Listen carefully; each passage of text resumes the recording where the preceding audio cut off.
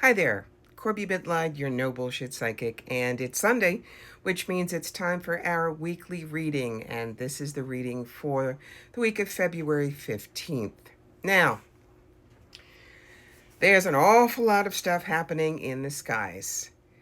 I know that if you're on this page, more than likely, you have been hearing a ton of stuff about the Chinese New Year, Saturn coming into Aries, so much stuff, so much stuff that I want to incorporate some of that into the reading this week. The thing that I want to specifically tell you about is February 20th at 11:54 a.m.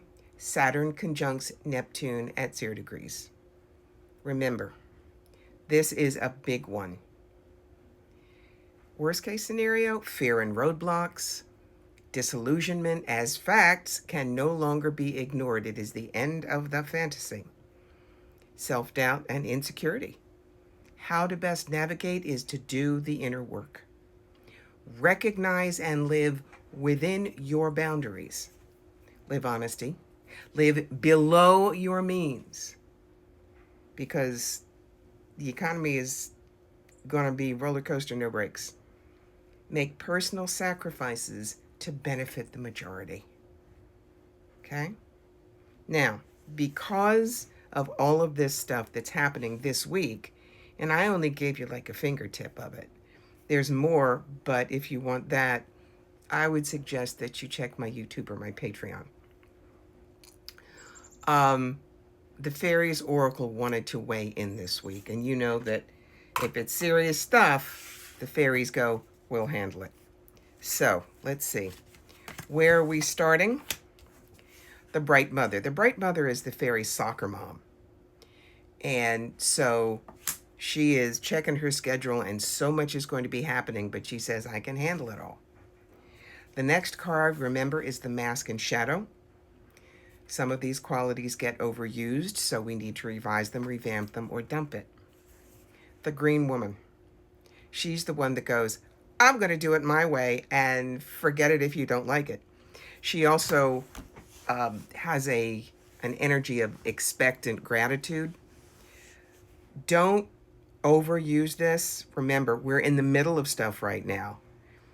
It's not beginning or end. So you have to temper how you react in the world. What you're going to be asked to give up to make this move forward. Lady of the Harvest, and she's the one who cuts things off, says this is done.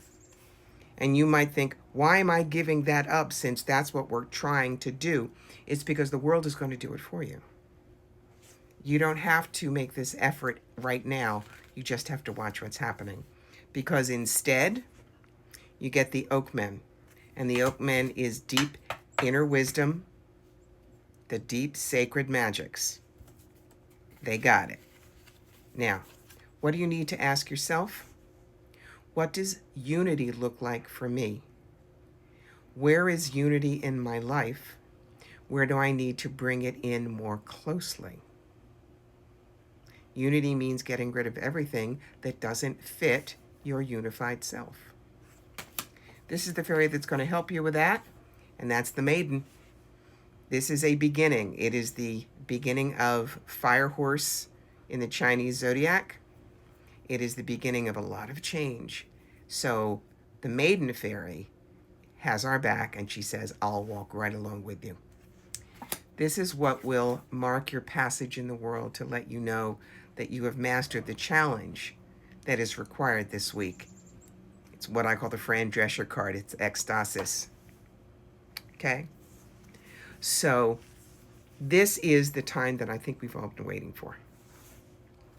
Nobody knows exactly what it's going to look like, just that it's going to be a one-way trip. The world will not look the same after these explorations turn up interesting things, whether they're diamonds or coal.